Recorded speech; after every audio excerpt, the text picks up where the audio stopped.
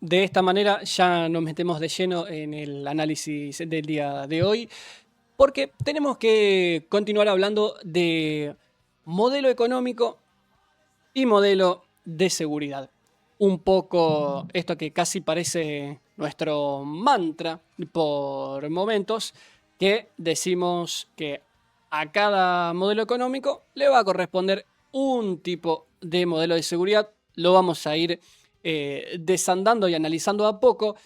Y lo cierto es que en el día de mañana, jueves 13, se espera que el INDEC dé a conocer el índice de precio al consumidor, el IPC, que va a marcar, entre otras cosas, cuál fue el ritmo de la inflación de julio.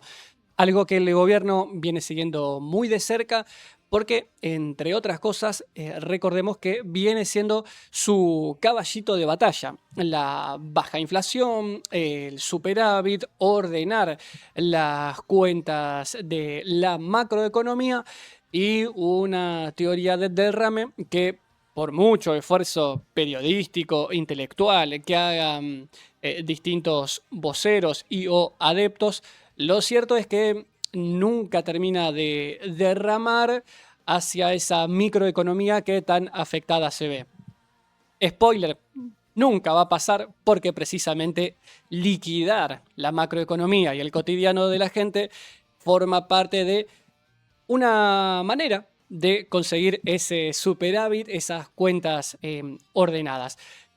Pero entonces, con el IPC, con el dato de la inflación que va a salir, se estima que mañana en horas de la tarde, aproximadamente a las 4, el INDEC dará a conocer ese dato.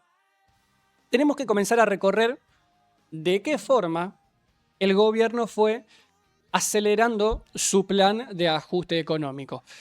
Y acá nos vamos a ir entonces a de qué manera, cuando una sociedad se ve tan afectada en su cotidiano por el tipo de plan económico que se lleva adelante, de qué manera este tipo de signos políticos contienen la tensión, contienen ese caldo de cultivo, ¿no?, que un poco generan ante tanto malestar social que hay. Perdón.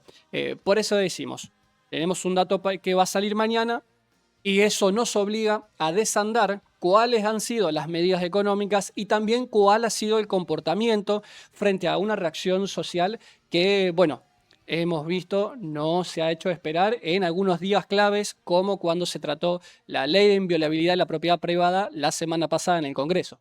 Exacto, un plan económico que además es importante remarcar y volver a repetir, va de la mano de la dependencia con el Fondo Monetario Internacional, porque no nos olvidemos que todavía se está pagando esa deuda o esas deudas que se fueron tomando. Por eso, por supuesto, el plan económico de este gobierno va de la mano con esa dependencia.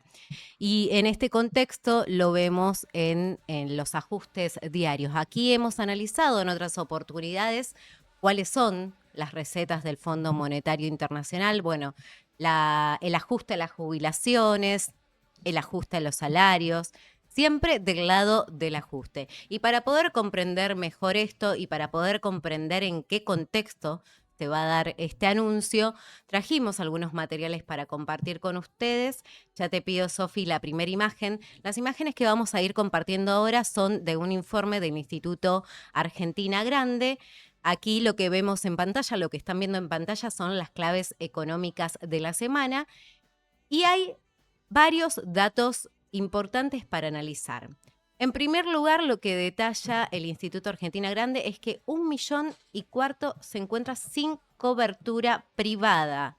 1,246,285 personas perdieron la prepaga, su obra social o mutual desde el año 2023 y el grupo pasó del 32% al 35,6% de la población. Este dato es importantísimo porque hoy lo que vemos también, y más adelante esta placa lo va a decir, es que muchas personas hoy van a la salud pública porque no pueden pagar su prepaga.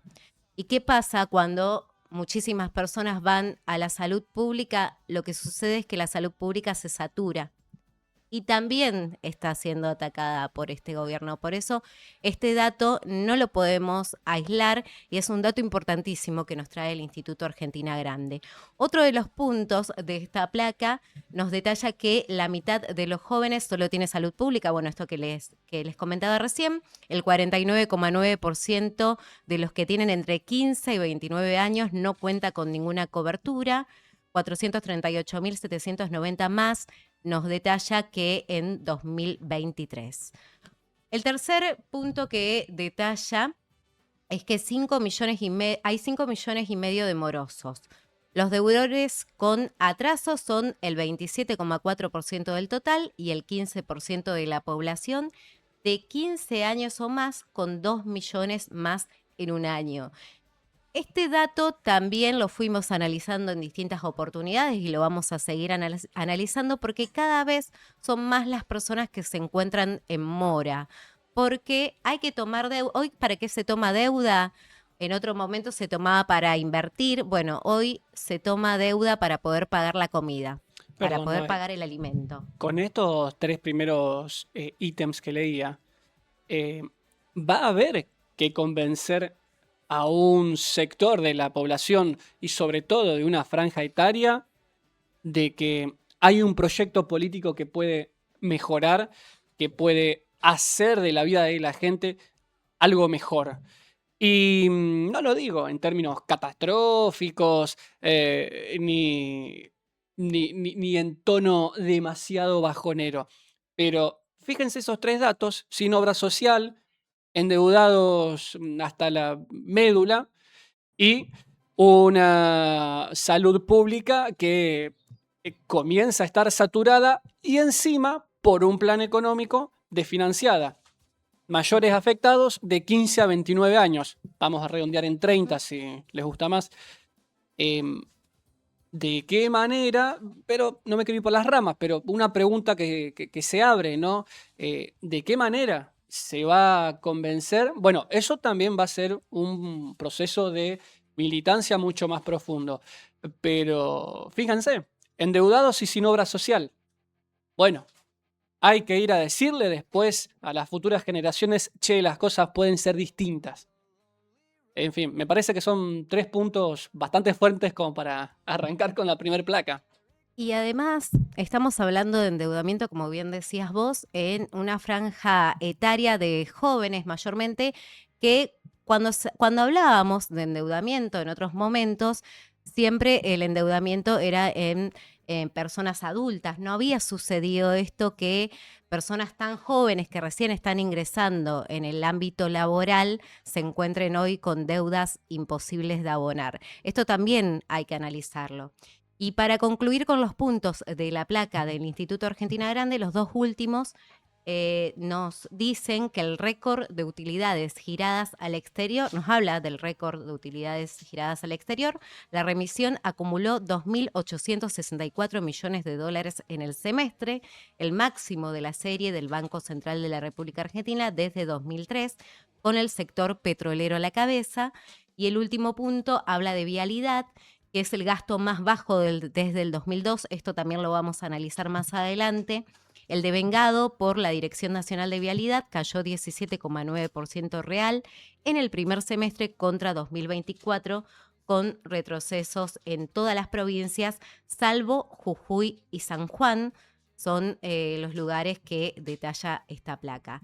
Y pasamos ya a la siguiente imagen, Sofi, que tiene que ver con uno de los puntos, este último punto que mencionábamos recién, con el gasto en vialidad de esta gestión, que fue el más bajo desde el año 2002. Fíjense desde cuándo estamos hablando.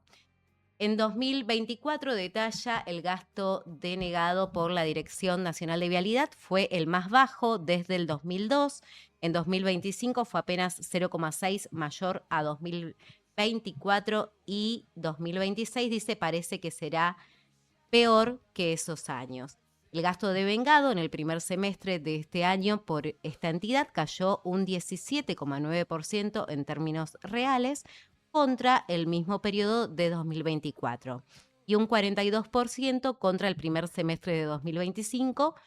Detalla, bueno, que esto que decíamos a nivel provincial, el gasto en vialidad impactó en todas las provincias, con excepción de Jujuy y San Juan, las únicas. Después afectó a todas las provincias. Hay un dato que es casi silencioso, aunque luego se revisa después la estadística, que tiene que ver precisamente con el aumento en las muertes por siniestros viales.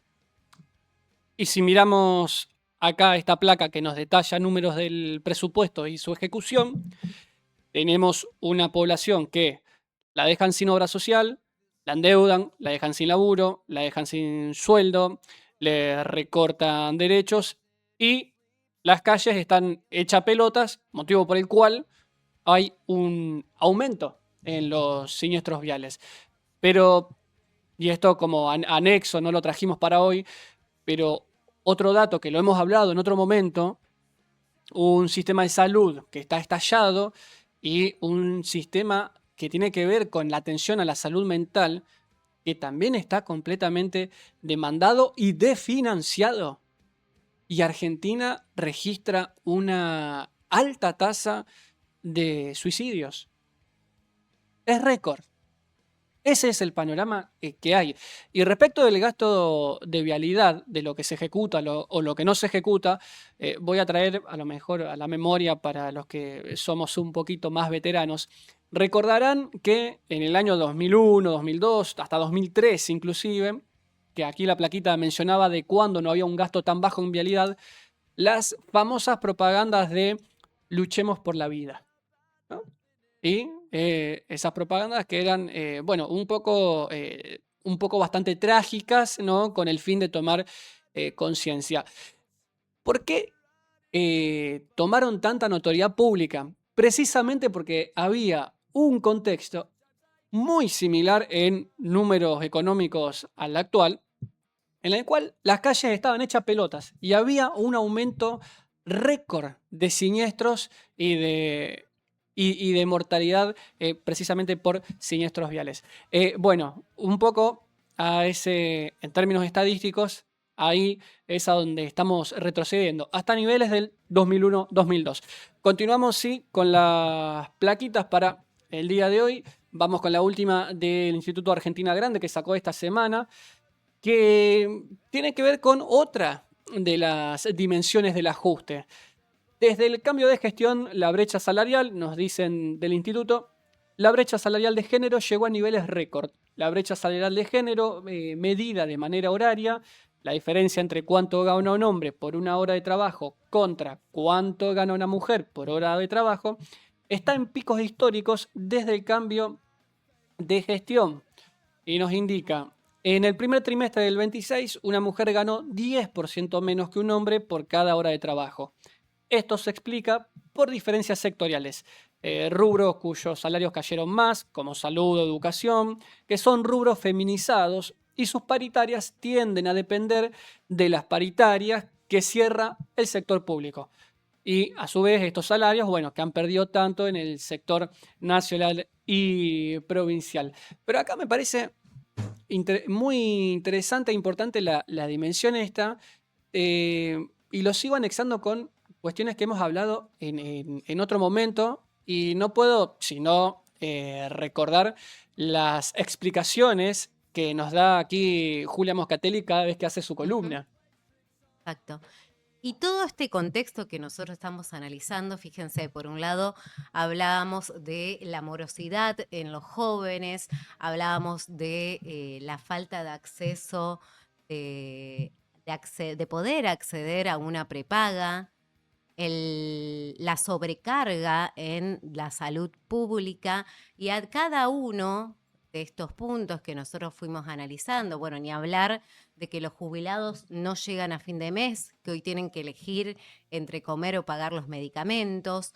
A todo este contexto de ajuste brutal, de desigualdad social, le sumamos también el contexto de que cada vez más personas se encuentran en situación de calle. Esto lo hemos analizado en otros programas, hemos hecho análisis extensos, pero no lo queremos dejar de mencionar porque es una realidad cruel donde cada vez más personas se encuentran en situación de calle. Te pido, Sofi, ya la siguiente imagen, que tiene que ver con una de las notas que publicaba precisamente el portal de Versión Rosario, que los invitamos a que lo puedan ver. Allí van a encontrar toda la actualidad política, social, local y nacional. Y lo que detalla esta nota precisamente es que creció la asistencia a personas en situación de calle y Rosario Solidaria está pidiendo ayuda urgente. Detalla, la organización necesita alimentos para sostener sus desayunos y las recorridas nocturnas del micro solidario. La demanda aumentó durante el invierno y las donaciones ya no alcanzan. Bueno, recordemos que Rosario Solidaria es una organización que precisamente colabora con las personas que están en situación de calle, alcanzándole un plato de comida, alcanzándole vestimenta, que depende de las donaciones, pero que hoy incluso esas donaciones no alcanzan, porque cada vez también la realidad es que son menos las personas que pueden donar, porque es un círculo vicioso. Entonces, en este contexto, a esta desigualdad social hay que sumarle las personas que están en situación de calle. Y a esta desigualdad social hay que sumarle la deshumanización, porque es un gobierno que lo que logró, y esto preocupa bastante, por lo menos a mí me preocupa demasiado, es la deshumanización, donde ya estamos naturalizando estas situaciones y donde muy pocas personas se preguntan realmente qué se puede hacer, qué hacemos ante esta situación. Y la pregunta es, ¿en qué momento nos deshumanizaron de esta manera? ¿En qué momento llegó a no afectarnos que todos los miércoles golpeen a los jubilados, que van a reclamar por un salario digno, por un plato de comida y por los medicamentos? ¿En qué momento nos deshumaniza ver que están atacando a un niño de 13 años con autismo, que lo único que hace es referenciar y hablar sobre lo que significa el espectro del autismo y que a algunas personas eso le molesta? ¿En qué momento naturalizamos que tantas personas hoy estén en la calle porque no tienen un lugar donde vivir, porque no tienen un alquiler para pagar? Porque muchas personas que hoy se encuentran en situación de calle llegaron a esa situación porque no pudieron seguir pagando el alquiler. Bueno, en este contexto estamos, en un contexto de deshumanización donde estas cifras crueles cada vez son peor.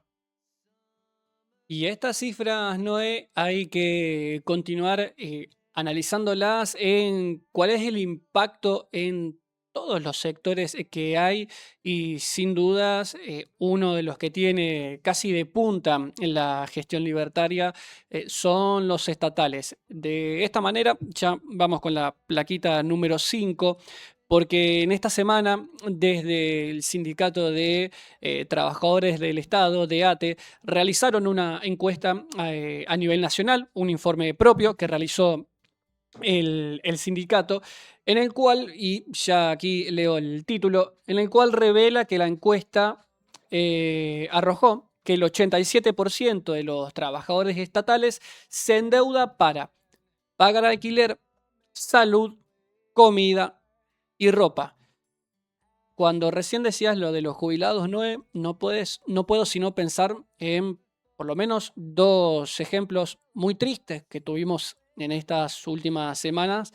Uno era el de un jubilado que dijo en un streaming, me estoy muriendo, no tengo para pagar la medicación. Y si me voy a morir, decía el jubilado, lo quiero hacer viviendo de la mejor manera. Murió. No pudo pagar más el tratamiento. Murió. Conocíamos también en estos días una pareja de jubilados que está en observación de la justicia, pero hasta la información que ha trascendido decidió de manera conjunta quitarse la vida, aludiendo al nivel de deudas que tenía. Se les había hecho invivible, insoportable e impagable el alquiler que tenían que afrontar. La mujer sobrevivió, se recupera, estará y continuará dando testimonios. Pero esa es la Ese es el modelo de país que se va a profundizar si no se cambia el rumbo. Bueno, esta encuesta de trabajadores estatales entonces decía que hay un alto nivel de endeudamiento por ese tipo de cosas y como una realidad que no escapa a muchos de los argentinos y argentinas, que más de uno tiene un trabajo. Y cuando hablamos de estatales referimos a profesionales de la salud, de la educación, del área de seguridad, que ya vamos a ir con eso.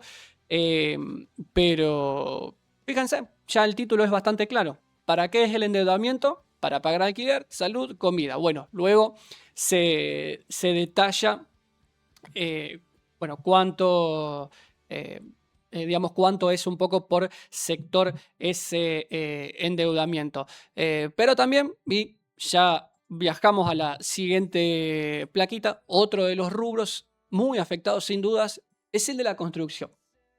Y acá nos vamos con la plaquita del colega y el amigo Manuel Parola, que escribía para Letra P esta semana respecto del impacto en desfinanciar la obra pública por parte del gobierno nacional. Escribió Manuel para Letra P: Santa Fe, el cepo de Milei a la obra pública, desata entre constructoras una guerra con presupuestos al costo. La construcción privada, detallan su bajada, cayó un 35% en Rosario, según datos dentro de los colegios profesionales.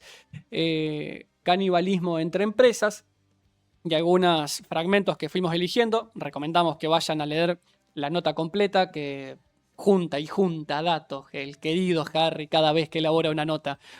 Bien, expresan algunos de sus datos que esa caída complica a pequeñas y medianas empresas constructoras y que en algunos profesionales advierten que hay urgencia por cerrar proyectos para pagar sueldos. Entonces, qué raro que está el éxito económico cuando se decide que el proyecto se cierre para pagar un sueldo.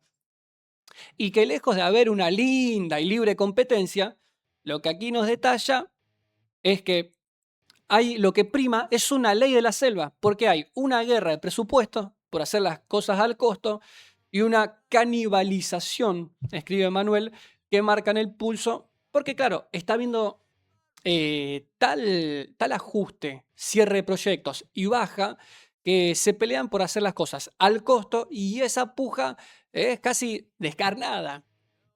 Entonces, el libre mercado, no estaría tan virtuoso. Ujú. No estarían lloviendo las inversiones. Más bien por el contrario.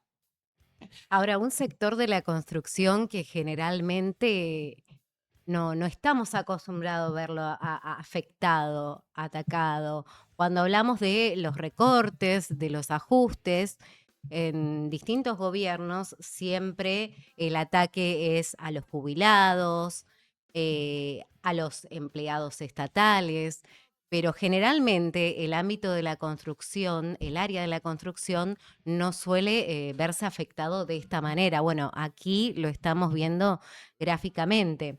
Y te pido ya, Sofi, la siguiente imagen. Lo que vamos a compartir ahora con todos ustedes es un tuit de Julia Estrada que habla precisamente del Despacho Nacional de Cemento, que se encuentra, y lo detalla muy bien, y ahí lo vemos en el gráfico que comparte, por debajo del nivel de la pandemia. Imagínense, una pandemia que afectó muchísimo al ámbito económico, pero que sin embargo hoy, ya habiendo pasado esa pandemia, bueno, se encuentra por debajo de esos niveles. Lo que detalla Julia Estrada es: en julio los despachos nacionales de cemento cayeron un 8,1% interanualmente y se ubican 5,4% por debajo del nivel de julio del 2020, en plena pandemia precisamente. Otra pésima señal en materia de actividad económica vinculado al mercado interno. Estos gráficos, bueno, son muy necesarios poder analizarlos, poder comprenderlos en profundidad, porque muestran precisamente ese deterioro y ese brutal ajuste. Un ajuste continuo del gobierno bajo la premisa de que ese ajuste es necesario para poder llegar a los números, y que todo lo ve como un gasto, porque cada vez que vemos un ajuste del gobierno, el relato detrás es que es un gasto innecesario.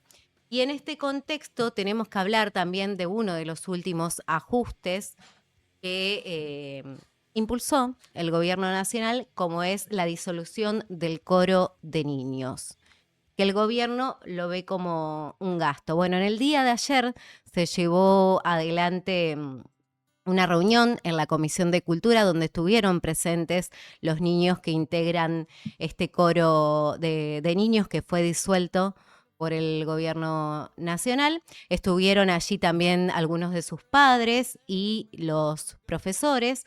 Se generó un momento de tensión con uno de los padres allí cuando los niños estaban haciendo una intervención artística, estaban cantando y algunos de los diputados de La Libertad Avanza hablaban por encima de los niños. Esto, por supuesto, provocó el malestar de uno de los padres y se provocó esta situación que vamos a compartir ahora con ustedes y que vamos a analizar a continuación.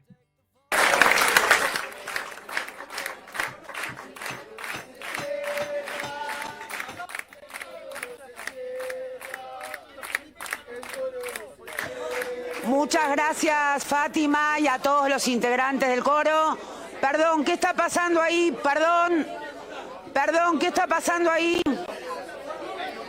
A ver, el director de comisiones o alguien de seguridad, por favor, ¿qué está pasando? Perdón, está hablando la presidenta de la comisión. ¿Cuál es el inconveniente? Por lo menos el respeto de que lo escuchen y no que hablaran entre ustedes cuando estaba cantando. 15 años, ¿quieren saber algo? Yo lo voté y me arrepiento el día que lo voté. Me arrepiento, pero esto no va a quedar así. No les puede faltar el respeto así. Criaturas son, no son adultos. Háganme a mí lo que quieran, pero a mí no, porque no tienen vergüenza. Hablando mientras los chicos cantaban, cara dura. Ustedes son padres también, tienen nietos. ¿Por qué no los escuchan? Escúchenlos, cara dura. Sí, voy a poner orden cuando yo lo considere. Es un padre indignado porque si estoy hablando, hace silencio, diputado. Estoy hablando, usted hace silencio, diputado. Entiendo la indignación de un padre cuando sus niños menores están cantando con lágrimas en los ojos y un conjunto de diputados a la espalda. Algunos sí, otros no.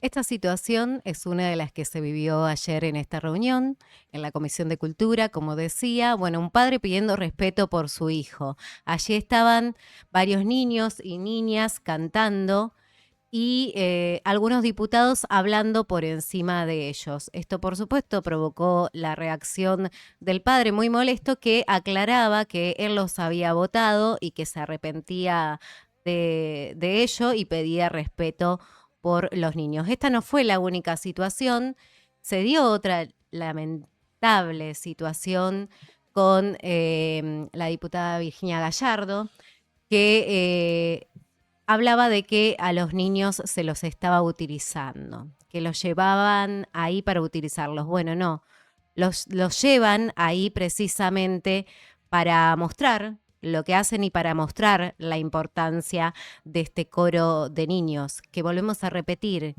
el gobierno no ve esa importancia y ve todo desde una óptica de gasto.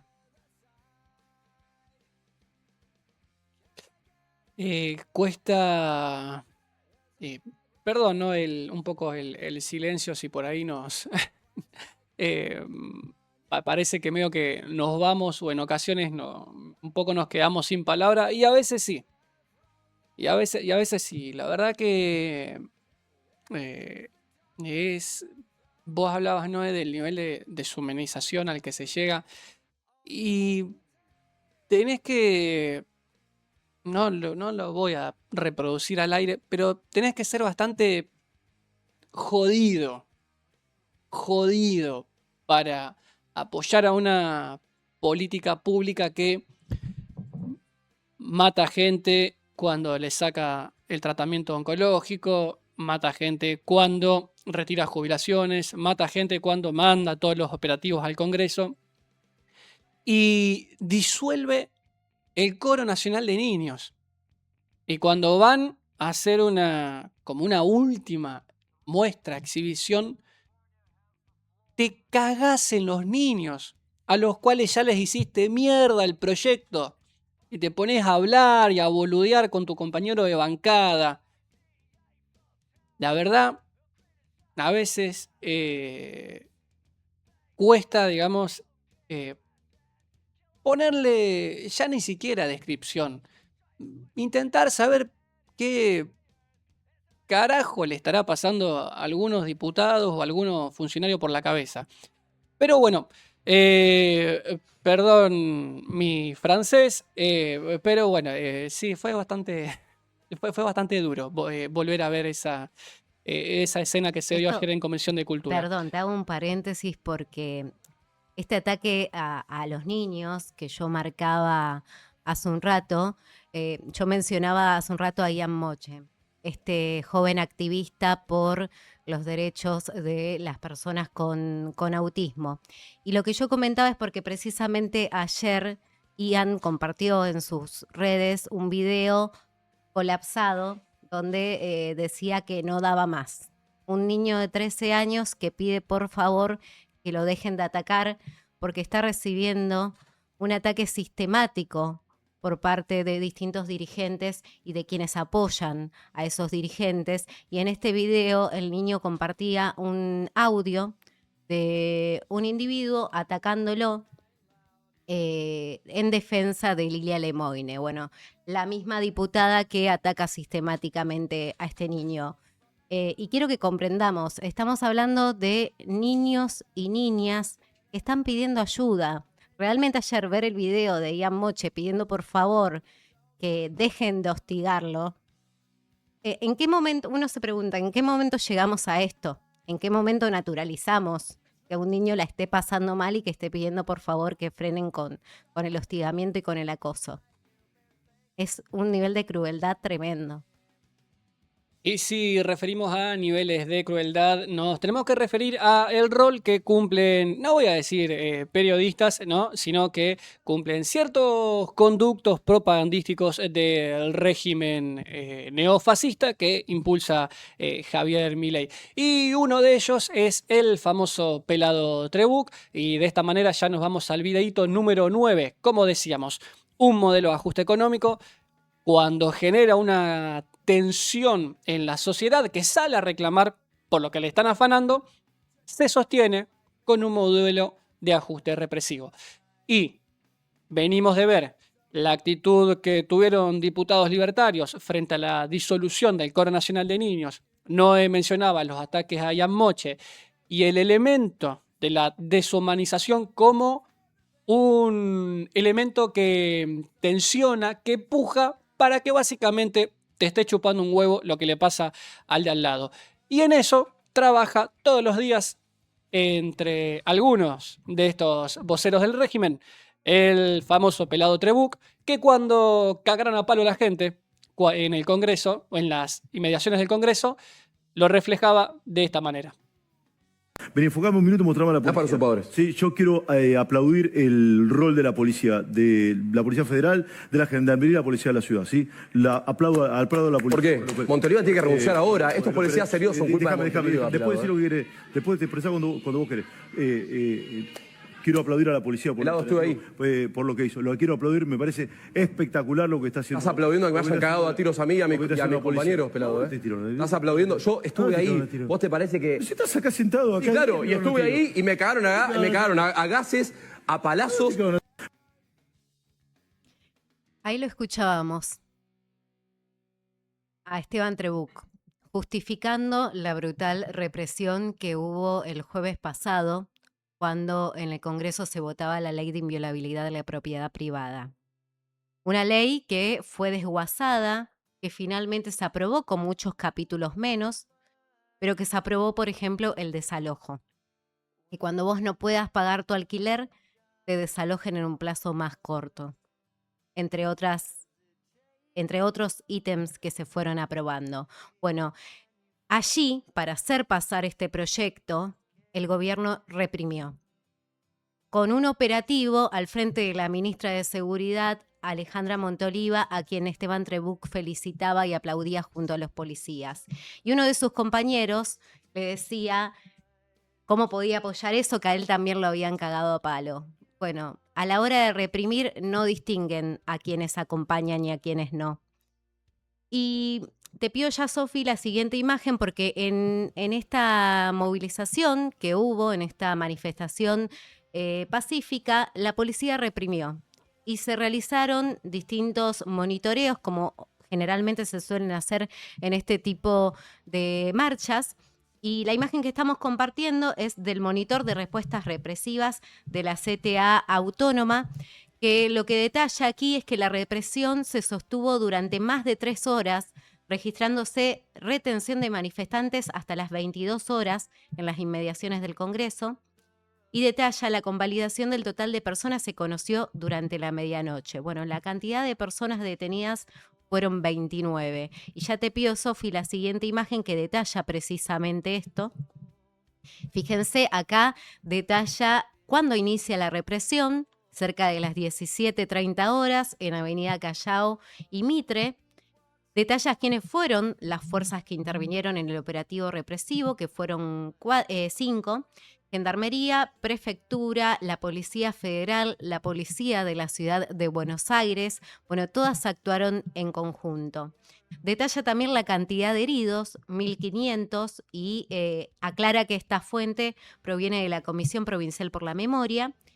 Y se registraron heridos de gravedad. 2 personas con heridas en sus párpados, esto es por las balas que disparan las fuerzas federales, y una persona derivada al Argerich por traumatismo de cráneo. Esta persona era una fotoperiodista, una fotoreportera, que la situación que atravesó nos retrotrajo, por supuesto, a la situación de Pablo Grillo, que hoy sigue esperando justicia por ese disparo que casi lo mata. En ese momento, el Ministerio de Seguridad estaba al frente de Patricia Bullrich.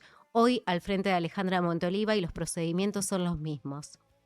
Las detenciones, detalla también, 29 personas, 8 fueron detenidas por la policía de la ciudad y 21 detenciones por parte de las fuerzas federales. Este fue el saldo de la movilización de la marcha del día jueves para que no pase la ley de inviolabilidad de propiedad privada. Una movilización que, como siempre, fue tranquila, pero que, como siempre, hay algún que otro infiltrado que genera el conflicto para que después se desate este tipo de represión brutal. Ahora, Noé, quiero poner la lupa 2 segunditos nomás con las fuerzas que intervinieron en el operativo, que recién lo leías: Gendarmería, Prefectura, Policía Federal, PCA, la Policía de la Ciudad.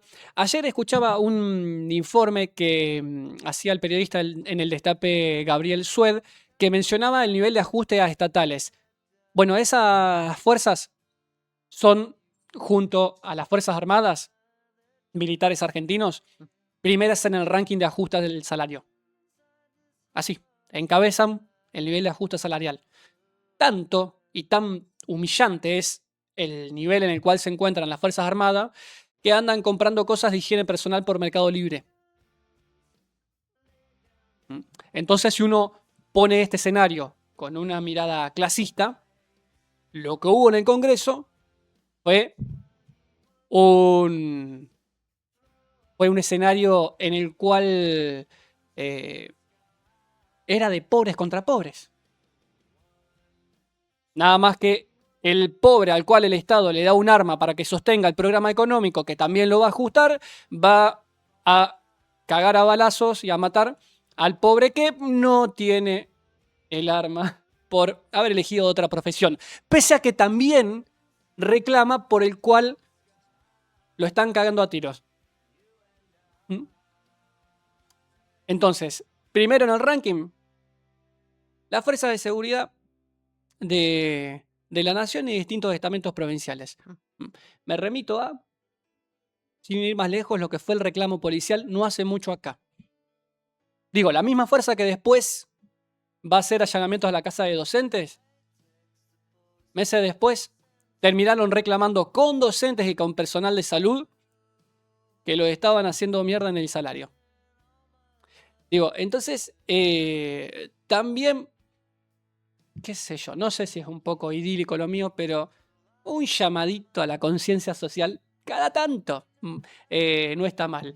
Pero bueno, Noé, mencionabas que había habido una cantidad de detenidos, una violencia desplegada en las inmediaciones del Congreso. Y ya nos vamos de esta manera al siguiente videíto, porque respecto de uno de los detenidos, hoy grupos de abogados se juntaron para actuar de manera inmediata, lo más rápido posible, teniendo en cuenta los antecedentes de cómo se ha comportado, ¿no?, el gobierno nacional en ir paseando a la gente que detenía al voleo. Bueno, vamos con el testimonio de uno de los abogados de los defendidos. Distintos abogados y abogadas de lo que es la red en defensa de los derechos humanos y la democracia, que conformamos distintas organizaciones, de Cadet, Corretti, etcétera, hijos. Vinimos a tomar la defensa de los detenidos y detenidas que hay, para que tengan una defensa técnica adecuada y política también.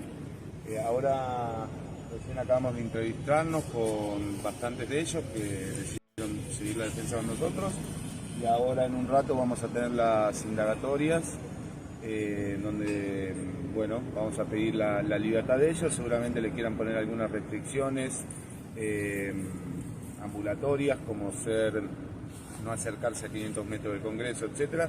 Intentaremos pelearlo porque la verdad que es un cercenamiento del derecho a la protesta, a la libre circulación, y a peticionar ante las autoridades que en este momento, bueno, el día de ayer lo que hicieron fue sancionar una ley en contra de los derechos del pueblo, así que bueno, en un ratito vamos a estar con eso y esperemos puedan salir todos en libertad. ¿Cuántos detenidos hay acá, Doc? 29 hubo de la marcha. Este video es del día viernes frente a Fiscalía, donde escuchábamos la palabra de uno de los abogados que tomó la defensa, pero allí al lado de él se encontraban dos abogados más, bueno, representando a estas personas detenidas, y hablaba de las restricciones que finalmente, como él decía que se esperaba, les pusieron esas restricciones de no acercarse al Congreso a 15 cuadras, entre otras. Y para cerrar el comentario del día de hoy, queremos compartir la palabra que decía la ministra de Seguridad, Alejandra Monteoliva, que por estos días pasó por Córdoba, allí encabezó el almuerzo de la Bolsa de Comercio, y en estas palabras que vamos a escuchar, ella respaldaba el accionar de Gustavo Gauna. ¿Quién es Gustavo Gauna? Bueno, el comisario de la Federal, que gracias a la foto de uno de los fotoperiodistas pudo saberse que fue quien disparó el arma en línea recta, algo que no está permitido por los protocolos de este tipo de armas, apuntando claramente a la cabeza, y un dato que no puede pasar de largo, vestido de civil. De esta manera realizó el disparo el comisario Gustavo Gauna, a quien hoy la ministra de Seguridad defiende. Lo escuchamos y hacemos el cierre. Sobre el jueves hay una controversia sobre la actitud de un agente, usted me va a corregir, supuestamente la Policía Federal, que no estaba uniformado y portaba un arma.